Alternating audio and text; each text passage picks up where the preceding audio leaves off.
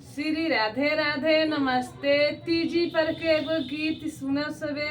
माता पार्वती से एगो शौकीन पूछतिया है माता के गा हम गीत मोनो के गा हम व्रत करी कि हमार सुहाग निमने रहे, अच्छा रहे, घर दुआर भरल है। यही पर एगो गीत बा सुनब सबे। सुतल गौर के जगावेली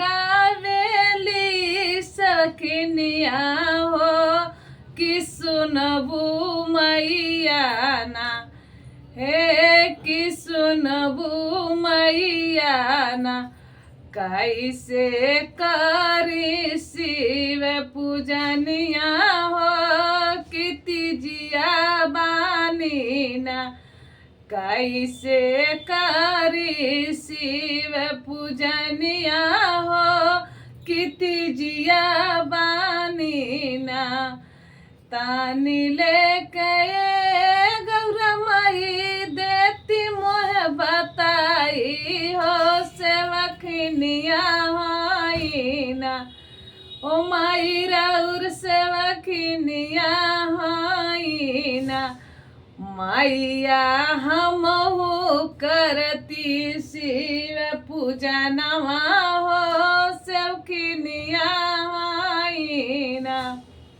लिहा बेटी फूला पतिया लिहा रक्षा सुतवा हे सेवखनिया बिटिया ना, हे सेवखनिया बिटिया ना। बिटिया लिहा रक्षा सुतवा सोरा हो माइक सिंहारवा लियाना। बेटी लिहा तू जने हुआ गौरा माई के सोरह सिंहारवा लियाना। बेटी शिव जय मंदिलवा हो कि जलवा लियाना। बेटी जय शिव मंदिलवा हो कि जलवा लियाना।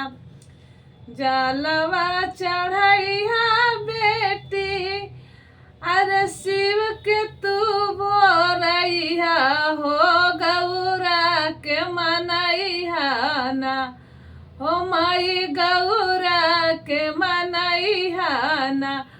मांगिया मांगिया के से नूरवा हो गौरा के मनैया ना। मांगिया गोदिया में बलकवा हो गौरा के मनैया ना। मांगिया सकल अपन परिवारवा हो गौरा के मनैया ना। ओम नमः शिवाय।